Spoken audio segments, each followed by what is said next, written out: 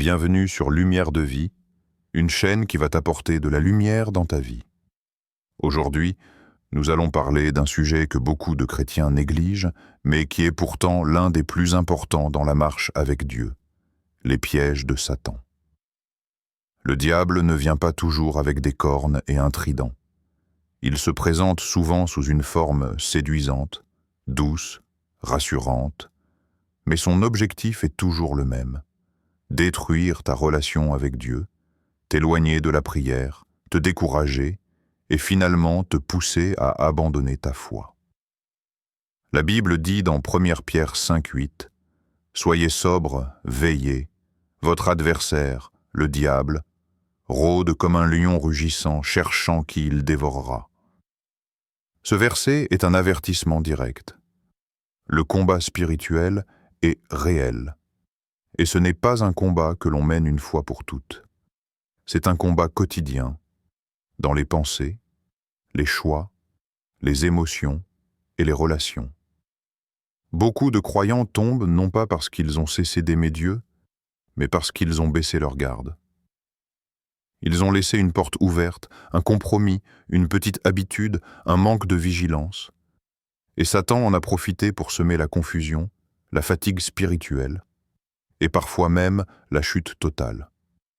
Dans cette vidéo, nous allons dévoiler ensemble 7 pièges que Satan utilise contre les enfants de Dieu, des ruses parfois invisibles mais terriblement efficaces. Ces pièges ne sont pas réservés aux faibles dans la foi. Ils touchent aussi les serviteurs, les leaders, les passionnés de Dieu. Personne n'est à l'abri si l'on ne reste pas vigilant. Mais rassure-toi, connaître ces pièges, c'est déjà le premier pas vers la victoire. Car Dieu ne veut pas que tu vives dans la peur, mais dans la lucidité spirituelle. Il veut que tu sois éveillé, armé et capable de discerner les stratégies de l'ennemi pour les déjouer. Alors prépare-toi. Dans les prochaines minutes, tu vas découvrir comment le diable s'y prend pour détruire une vie chrétienne du jour au lendemain, et surtout comment Dieu t'a donné les armes pour rester debout. Reste bien jusqu'à la fin, car nous ferons une prière de protection et de discernement spirituel pour te fortifier face à ces attaques. Piège numéro 1. Le compromis spirituel. Le premier piège que Satan utilise pour détruire une vie chrétienne, c'est le compromis. Le diable ne commence pas toujours par le péché flagrant. Il commence par une petite tolérance, un petit écart qu'on justifie en se disant « ce n'est pas grave, Dieu comprend ». Mais ce petit pas en dehors de la vérité est souvent le début d'une chute totale. Le compromis spirituel consiste à mélanger la lumière et les ténèbres. C'est fréquenter les lieux du monde tout en priant. C'est mentir pour se protéger, tout en pensant rester fidèle à Dieu. C'est choisir la facilité plutôt que l'obéissance. Satan sait que si tu n'abandonnes pas ta foi d'un coup, il peut la fragiliser petit à petit en te poussant à transiger avec ta conscience.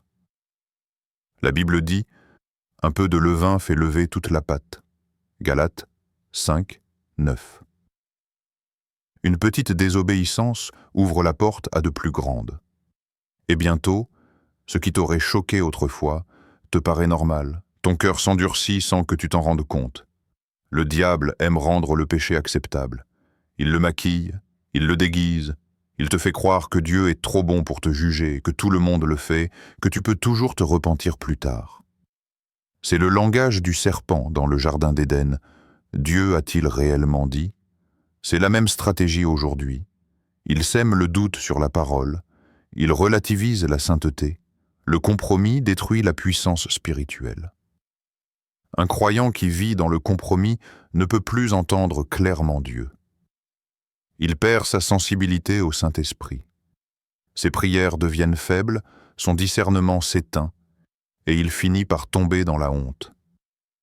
C'est ainsi que Samson a perdu sa force, que Saül a perdu son onction, que Judas a perdu sa destinée. Satan ne craint pas le chrétien qui parle, mais celui qui marche dans l'obéissance totale. Le compromis, C'est accepter un peu de ténèbres dans la lumière. Or, Dieu ne partage pas sa gloire. Il veut des serviteurs séparés, intègres, décidés à lui obéir même quand c'est difficile. Si tu veux échapper à ce piège, sois radical. Ce que la parole appelle péché, appelle le péché. Ce que Dieu interdit, rejette-le. Ne cherche pas à t'adapter au monde pour plaire ou pour ne pas être jugé. Souviens-toi, ce que tu tolères finira par te dominer. Le compromis spirituel est la porte d'entrée de toutes les autres attaques du diable. Ferme cette porte, reste ferme, même si tu es seul. Mieux vaut être seul avec Dieu que populaire dans le monde. Le Seigneur cherche des cœurs entiers, pas des croyants à moitié sanctifiés. Piège numéro 2. La distraction et la paresse spirituelle. Le deuxième piège que Satan utilise contre les enfants de Dieu, c'est la distraction. Ce piège est redoutable, car il agit lentement, sans bruit, jusqu'à ce que le croyant perde sa ferveur. Le diable sait qu'il ne peut pas toujours t'amener à renier Dieu, alors il t'empêche simplement de lui donner ton temps. La distraction prend plusieurs formes. Elle peut venir du téléphone, des réseaux sociaux, des séries, du travail, ou même des activités religieuses sans profondeur. Petit à petit, le cœur se refroidit. La prière devient rare, la lecture de la Bible devient optionnelle et la communion avec Dieu s'éteint sans que tu t'en rendes compte. La paresse spirituelle suit toujours la distraction. Quand tu commences à remettre à plus tard la prière du matin, à dire « je le ferai demain », tu es déjà en train de perdre du terrain. Le diable ne veut pas que tu pèches seulement, il veut que tu cesses de veiller, parce qu'un croyant distrait est un croyant vulnérable. Jésus a dit à ses disciples « Veillez et priez, afin que vous ne tombiez pas en tentation. » Matthieu 26, 41. Mais pendant qu'ils priaient, eux dormaient. C'est exactement l'image de l'Église d'aujourd'hui. Beaucoup dorment spirituellement, alors que l'ennemi agit sans relâche. Satan ne dort pas, il planifie. Pendant que les chrétiens se distraient, il sème la confusion, l'immoralité et la désobéissance. La distraction coupe le lien avec la présence de Dieu. Elle te fait vivre dans la chair au lieu de vivre dans l'esprit. Et quand tu n'écoutes plus la voix de Dieu, tu commences à agir selon ta propre volonté. C'est ainsi que naissent les erreurs, les choix insensés et la perte de direction spirituelle. Le diable n'a pas besoin de t'attaquer directement. Il lui suffit de t'occuper. T'occuper avec des choses inutiles, t'attacher à des passions vaines, te fatiguer dans le monde au point de ne plus avoir d'énergie pour la prière. Et quand la tempête viendra, tu n'auras plus de force spirituelle pour résister. La solution, c'est de revenir à la discipline spirituelle. Fixe des temps précis pour Dieu et respecte-les. Coupe tout ce qui vole ton attention. Ne laisse rien prendre la place de ta communion avec le Saint-Esprit. La foi ne se maintient pas par hasard. Elle se cultive chaque jour, souviens-toi. La distraction d'aujourd'hui est la défaite de demain. Ce que tu négliges spirituellement finira par te coûter cher. Le croyant fort n'est pas celui qui crie le plus fort, mais celui qui reste constant dans la prière et la vigilance. Ferme la porte aux distractions. Lève-toi, reprends ta Bible, reprends ta vie de prière.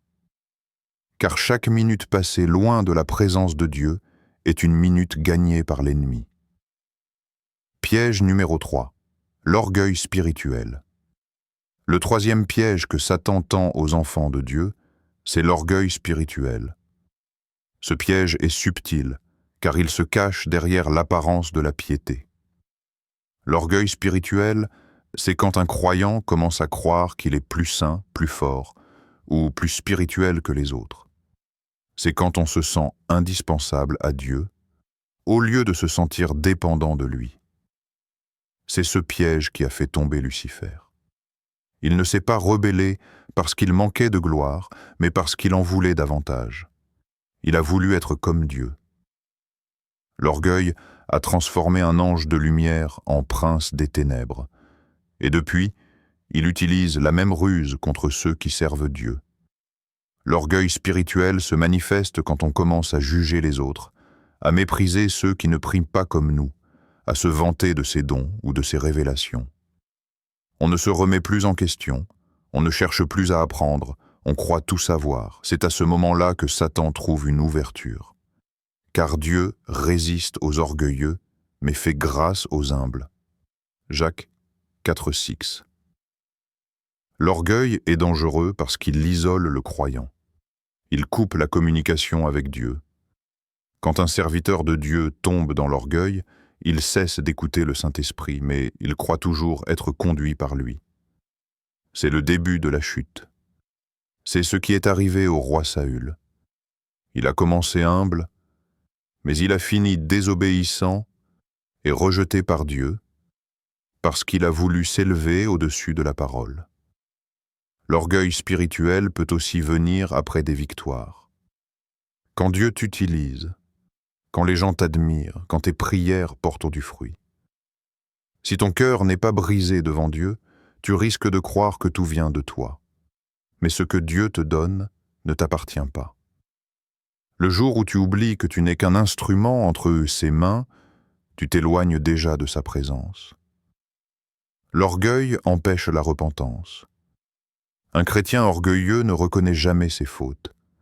Il trouve toujours une justification. Et tant qu'il ne s'humilie pas, Dieu ne peut pas le relever. L'humilité, au contraire, attire la faveur divine. Jésus lui-même a dit « Celui qui s'abaisse sera élevé ». Matthieu 23,12. Satan déteste les humbles, parce qu'un cœur humble lui ferme toutes les portes. Mais il adore les orgueilleux, car il sait que tôt ou tard, ils tomberont par leur propre confiance. Rappelle-toi ceci. Peu importe ton appel, ton niveau de prière ou ton ancienneté dans la foi, sans humilité, tu es en danger. Ce n'est pas celui qui est vu qui est grand, mais celui qui reste petit devant Dieu.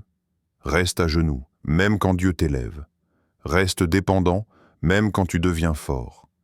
Car celui qui s'élève sera abaissé, mais celui qui s'humilie sera toujours protégé. Piège numéro 4. Les relations toxiques et les mauvaises influences. Le quatrième piège que Satan utilise pour détruire la vie chrétienne, c'est les mauvaises relations. Le diable sait qu'il ne peut pas toujours t'atteindre directement, alors il t'envoie des personnes pour te détourner. Souvent, la chute ne vient pas d'une attaque visible, mais d'une connexion empoisonnée. Une seule mauvaise relation peut t'éloigner de Dieu, te voler ta paix et briser ton appel. La Bible dit « Ne vous y trompez pas, les mauvaises compagnies corrompent les bonnes mœurs ». Première épître aux Corinthiens 15:33. Ce verset est clair. Tu peux être fort, spirituel, zélé, mais si tu marches avec des personnes qui vivent dans le péché, tu finiras par leur ressembler. Satan utilise les amitiés, les couples, les fréquentations pour te tirer vers le bas. Ce qu'il ne peut pas te faire directement, il le fera à travers quelqu'un de proche. Regarde Samson, oint, puissant, choisi par Dieu. Pourtant, il a été détruit non par l'armée des Philistins, mais par une femme séduite par l'ennemi. Regarde Salomon, rempli de sagesse, mais ces nombreuses femmes étrangères ont détourné son cœur de Dieu. Ce que ces hommes n'ont pas perdu sur le champ de bataille, ils l'ont perdu dans l'intimité d'une mauvaise relation. Satan n'envoie pas toujours des personnes mauvaises en apparence. Parfois, il t'envoie quelqu'un d'agréable, gentil, spirituel en apparence, mais dont le but caché est de faire baisser ton feu intérieur. Tu priais beaucoup, mais depuis que tu marches avec cette personne, tu pries moins. Tu étais discipliné, mais tu commences à négliger Dieu. C'est un signe que cette relation ne vient pas de lui. Les mauvaises influences peuvent aussi venir de ta famille, de tes collègues ou même de certains croyants charnels. Tout le monde qui parle de Dieu n'est pas envoyé par Dieu. Beaucoup sont des instruments inconscients du diable pour te fatiguer, te critiquer, te pousser à abandonner ton engagement. Ce piège est efficace parce que les relations touchent le cœur. Et quand ton cœur est attaché à quelqu'un, il devient difficile de discerner le danger. Mais Dieu t'appelle à faire un choix. Tu ne peux pas marcher avec Dieu et entretenir des liens qui t'éloignent de sa volonté. Tu dois apprendre à dire non, même à ceux que tu aimes, si leur présence te pousse à désobéir à Dieu. Pour échapper à ce piège, tu dois avoir le courage de te séparer. Séparer ne veut pas dire haïr, mais protéger ton âme. Abraham a été béni après s'être séparé de Lot. Il y a des bénédictions que tu ne verras jamais tant que certaines personnes seront encore autour de toi. Sois ferme. Coupe les relations qui étouffent ta foi. Ne te lie qu'à ceux qui te rapprochent de Dieu. Satan peut utiliser les liens affectifs pour t'enchaîner, mais Dieu t'appelle à la liberté spirituelle. Mieux vaut être seul et marcher dans la lumière que bien entouré et vivre dans les ténèbres. Piège numéro 5. La peur et le découragement. Le 5e piège de Satan, c'est la peur et le découragement. C'est une arme silencieuse, mais terriblement efficace. Quand le diable n'arrive pas à te faire tomber par le péché, il essaie de t'éteindre par la peur. Il sait que si ton cœur est rempli de crainte, tu ne pourras plus avancer dans la foi. La peur paralyse. Elle empêche de prier avec assurance, de prendre des décisions selon Dieu et de croire aux promesses divines. Satan sème des pensées d'échec, de doute, de honte, jusqu'à ce que tu te convainques toi-même que tu n'y arriveras jamais. Et une fois que tu crois à ces mensonges, il n'a plus besoin d'agir. Tu abandonnes de toi-même. Dieu a pourtant dit clairement dans 2 Timothée 1,7 « Car Dieu ne nous a pas donné un esprit de peur, mais de puissance, d'amour et de sagesse. » La peur ne vient donc jamais de Dieu. C'est une stratégie de l'ennemi pour te détourner de la vérité. Chaque fois que tu la ressens, sache que le diable tente de t'intimider pour t'empêcher d'obéir à Dieu. Le découragement suit toujours la peur. Il naît quand les choses n'avancent pas, quand les prières semblent sans réponse, quand la souffrance dure trop longtemps. Satan te chuchote alors. Dieu t'a oublié. Tes efforts ne servent à rien. Et si tu écoutes cette voix, tu t'affaiblis intérieurement. Tu continues à aller à l'église, mais ton feu est éteint. Tu pries, mais sans conviction. Tu chantes, mais sans foi. C'est là que l'ennemi triomphe. Il a éteint ton zèle sans t'avoir fait pécher. La peur et le découragement détruisent la vision spirituelle. Ils t'empêchent de voir au-delà du présent, alors que Dieu te prépare un futur. Souviens-toi d'Élie. Après avoir vaincu les prophètes de Baal, il s'est laissé décourager par une seule parole de Jézabel. Le même homme qui a appelé le feu du ciel voulait maintenant mourir. C'est ce que Satan veut produire. Transformer tes victoires d'hier en désespoir aujourd'hui. Mais Dieu dit, « Ne crains rien, car je suis avec toi. » Ésaïe 40 et indique. Quand tu marches dans la peur, tu oublies que Dieu est toujours là, même dans le silence. Il ne t'a jamais abandonné. Il travaille dans l'ombre, même quand tu ne vois rien. Le découragement est une illusion, une brume que l'ennemi utilise pour t'empêcher de voir la lumière. Pour vaincre ce piège, tu dois choisir la foi, même sans force. Continue à prier, même si tu ne ressens rien. Continue à croire, même si tu ne comprends pas. La foi n'est pas une émotion, c'est une décision. Et chaque fois que tu choisis de te relever, Satan recule. Ne laisse pas la peur diriger ta vie. Ce que tu redoutes le plus, Dieu peut s'en servir pour te bénir. Reste debout, confiant, ferme dans ta foi.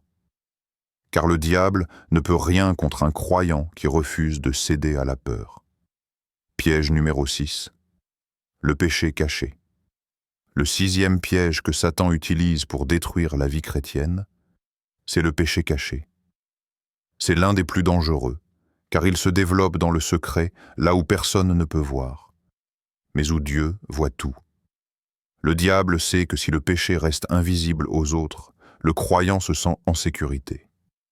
Mais ce qui est caché nourrit le mal et affaiblit ton esprit. Le péché caché peut prendre plusieurs formes: colère non confessée, convoitise, mensonge dissimulé, habitude secrète de désobéissance. Ce sont des choses que tu fais en cachette, en pensant que Dieu ne remarque pas ou que tu peux gérer seul. Satan se réjouit de cette illusion. Tu crois être maître, mais le péché te contrôle. La Bible est claire. Confessez vos péchés les uns aux autres et priez les uns pour les autres afin que vous soyez guéris. Jacques 5,16. Le péché non confessé détruit la communion avec Dieu. Il coupe la sensibilité au Saint-Esprit, rend la prière inefficace et prépare le terrain pour d'autres tentations. Le chrétien qui croit pouvoir cacher son péché est le plus vulnérable aux attaques de l'ennemi. Judas Iscariote est l'exemple parfait. Il a caché son amour pour l'argent et son cœur rebelle tout au long du ministère de Jésus. Personne ne voyait son problème, mais son secret a conduit à la trahison et à sa chute totale. C'est exactement ce que Satan cherche à faire dans ta vie: te faire tomber dans le privé avant que le monde ne le voie. Le péché caché détruit aussi la réputation et la destinée. Il peut sembler anodin ou contrôlable, mais il se multiplie. Comme un levain, il corrompt tout le reste. Les habitudes secrètes finissent par gouverner tes pensées, tes choix et tes relations. C'est une prison invisible dans laquelle Satan te maintient. La solution est simple, mais exige courage et honnêteté. Confesse tout ce qui est caché à Dieu et, si nécessaire, à une personne de confiance. Ne cherche pas à justifier ou à minimiser. Le péché, même petit, doit être exposé pour être brisé. Dieu ne rejette jamais celui qui vient avec un cœur repentant. Au contraire, il purifie, restaure et fortifie. Souviens-toi, ce qui est caché aujourd'hui peut détruire ta vie demain. Ne laisse pas Satan utiliser le secret pour te dominer.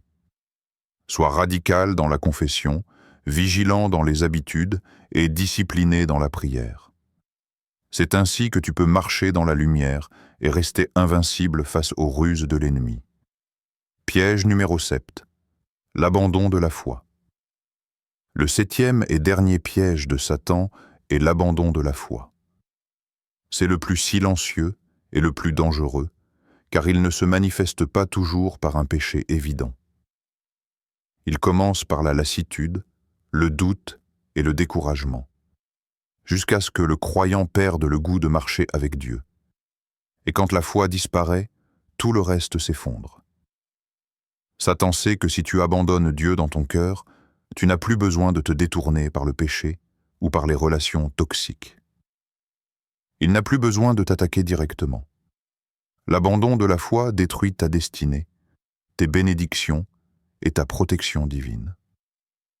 Un chrétien qui cesse de croire devient un terrain fertile pour toutes sortes d'attaques.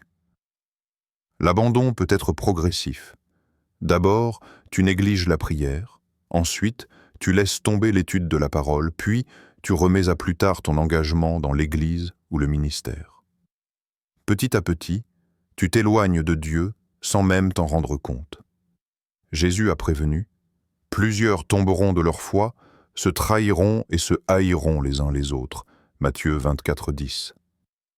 Ce passage décrit parfaitement ce piège. Il arrive souvent quand les épreuves sont longues, quand les résultats tardent, ou quand les chrétiens comparent leur vie à celle des autres. Satan utilise alors la déception pour te pousser à dire « à quoi bon continuer ?» L'abandon de la foi coupe la relation avec le Saint-Esprit. Tu ne discernes plus le bien du mal. Tu n'as plus de force pour résister à la tentation. Même la prière devient mécanique et sans puissance. Ton cœur, autrefois vivant, devient sec et vulnérable. Pour éviter ce piège, il faut rester ancré dans la parole, persévérer dans la prière et s'entourer de chrétiens fidèles. Rappelle-toi pourquoi tu as commencé ta marche avec Dieu. Souviens-toi des miracles, des réponses, des bénédictions et des promesses qui ont déjà été accomplies dans ta vie. La foi est une décision, pas un sentiment. Même quand tu ne ressens rien, choisis de croire. Même quand tout semble perdu, choisis de te lever. Chaque fois que tu refuses d'abandonner, tu détruis le plan de Satan. Ne laisse jamais l'ennemi te convaincre que marcher avec Dieu est inutile. Reste fidèle, persévère et combat pour ta foi. Car le croyant qui tient ferme, malgré les épreuves, reçoit la victoire, la paix et l'héritage éternel. L'abandon n'est pas une option pour celui qui connaît la puissance de Dieu. Nous avons donc parcouru les 7 pièges de Satan qui peuvent détruire une vie chrétienne du jour au lendemain. Le compromis spirituel, la distraction et la paresse, l'orgueil spirituel, les relations toxiques et les mauvaises influences, la peur et le découragement, le péché caché, l'abandon de la foi. Chacun de ces pièges est réel et subtil, mais Dieu nous donne les armes pour les combattre. Il nous appelle à la vigilance, à l'humilité, à la discipline dans la prière, à la séparation des mauvaises influences et à la persévérance dans la foi. Aucun chrétien n'est à l'abri si le cœur se relâche, mais celui qui reste ferme avec Dieu marche toujours dans la lumière et sous sa protection. Prions maintenant pour recevoir la force et le discernement. Seigneur Tout-Puissant, je viens devant toi avec un cœur humble. Protège-moi de tous les pièges de Satan. Garde mon esprit éveillé, mes pensées pures et ma foi inébranlable. Libère-moi de tout compromis, de toute distraction, de l'orgueil, des mauvaises influences, de la peur, du péché caché et de l'abandon. Remplis-moi de ton Saint-Esprit, fortifie ma vie et fais briller ta lumière à travers moi. Aide-moi à marcher chaque jour dans la vérité et la vigilance, pour que je ne tombe jamais dans les ruses de l'ennemi. Au nom puissant de Jésus-Christ, je déclare la victoire sur toute attaque spirituelle. Amen. Rappelle-toi, la vigilance, la prière et la fidélité à Dieu sont tes meilleures armes. Ne laisse jamais Satan gagner un seul terrain dans ta vie. Marche dans la lumière, persévère dans la foi, et que Dieu te protège toujours.